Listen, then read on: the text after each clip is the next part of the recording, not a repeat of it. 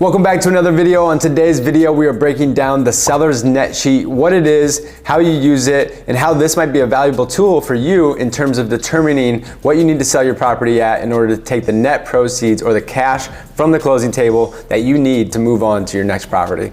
So without further ado, I hope this has been helpful for you. If it has, please do me a favor and like this video, comment down below, and be sure to hit the subscribe button before you go so you can catch all of our future videos. If you have specific questions regarding your property, do me a favor and comment down below seller's net sheet, and I will get in contact with you, get your email, and I'll give you a property specific seller's net sheet so you know exactly how much net proceeds you would walk away from the closing table with today at a set price based on the current market value.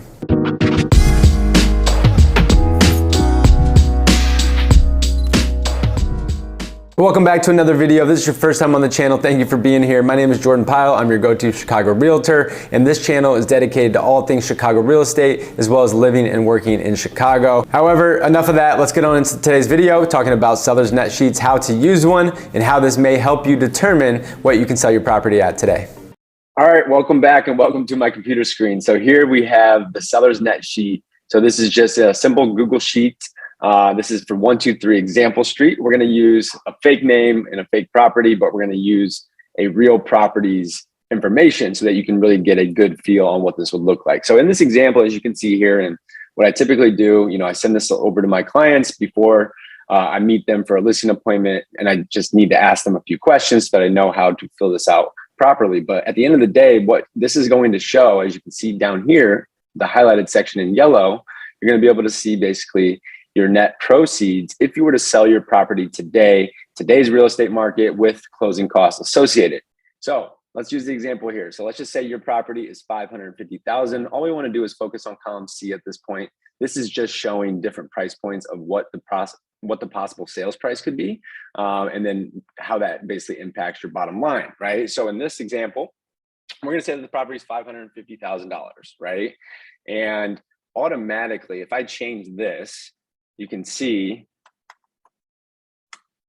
that'll automatically change all the other fields here. So, but in this example, we want to use 550,000. So with that being said, so when we think about closing costs and what it actually costs to sell your property, it's commissions, but then there's also the closing costs. And all in conservatively, I usually estimate that to be about 7 to 8% is what you're going to pay depending on the amount of commission. But let's just say you're using a 5% commission rate. So the seller is responsible for paying the commission. It's not the buyers that are paying that. So you as a seller will have a listing agreement between you and your realtor, and that is going to determine what the overall total commission is that is then split with the agent that brings the buyer to your property for the sale, right? So if, let's just say that's 5%, and it could be 6, it could be 7, it could be 3, it could be all over the board. But if it's 5, then we're going to add an additional conservatively about 2% in a closing cost, which is basically all these other fees that you can see laid out here. So one thing that is included in your closing costs is your title insurance policy and closing charges. So you can see that's $2,200. The next thing down is your attorney fee, and that's about $500. I have a great real estate attorney. Most attorneys are going to be in this range. Truly, I believe the attorney is one of the most, if not the most important person in the process of closing on a home. So don't skimp out and pay the least you can, because it's kind of like, going to a doctor or whatever. Like, you wouldn't pay the least you could if you were going to get open heart surgery. When you're buying a home, you don't want to buy and use the cheapest attorney, and engage with one that's competitive with the market. $500 is probably a fee basically that is competitive in the Chicago real estate market. So these next ones, so you have 3 different forms of transfer taxes. You have your Chicago, you have your county, and then you have your state transfer taxes. As you can see, these are essentially $3 of every $1,000 of sales price, and that equates to $1,650 on the $550,000 price point. This one is 50 cents for every 1,000. As you can see, that relates there. And then this one is $1 for every 1,000. So that totals up to be, what is that? A little bit over, it's almost 2,500, 2,300, somewhere in that range.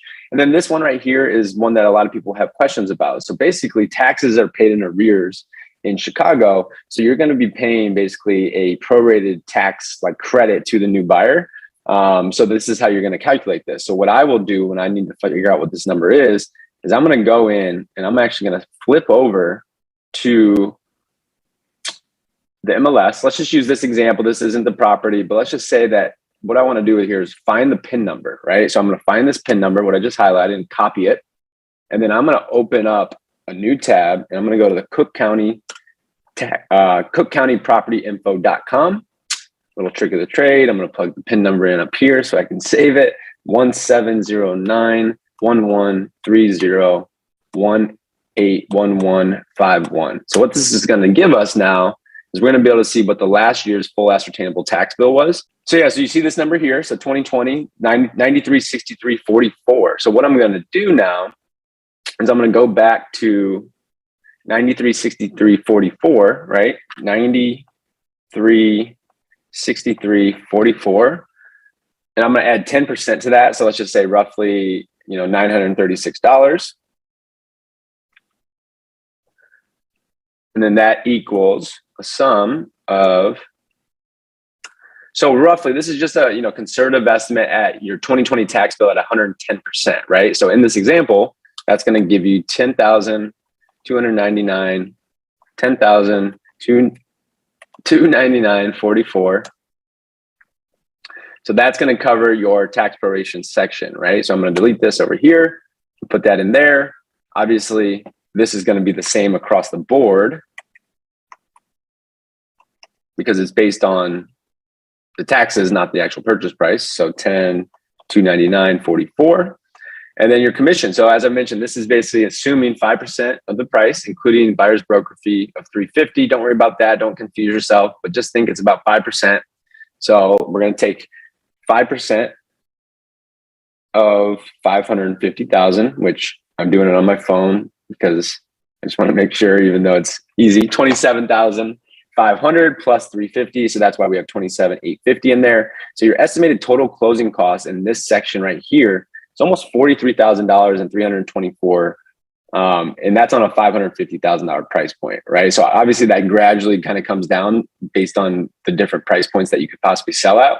But that gives you how much it's going to cost you to sell a $550,000 property. Now, that's not your net proceeds because you also probably have a mortgage. And if you don't, then that number would be basically whatever your sales price is minus your estimated closing costs. Those would be your net proceeds. But most people have some type of mortgage on the property.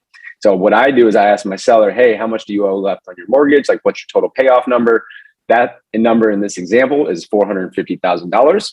So you can see now $550,000 up here minus the $43,324 gives you a subtotal of $506 minus your estimated mortgage payoff of $450. This seller in this example, they would walk with $56,000, $675.56 at a $550,000 price point, assuming a 5% commission and about 2% roughly in closing costs. So I hope this has been helpful. As you can see how this scales across the board, if this seller were to sell at $500,000, they're basically going to be breaking even. So if that's the case, some sellers might say, hey, well, maybe we want to wait another year, or what can we do to maybe achieve a higher price point so that we can net a little bit more money? But in this situation, they're walking away with 60 grand. So now they can take that money and whether it be invested in a different type of asset or go and put that as a down payment on their next property. So this is a seller's net sheet. Hope this has been helpful. Jump back over to the main video.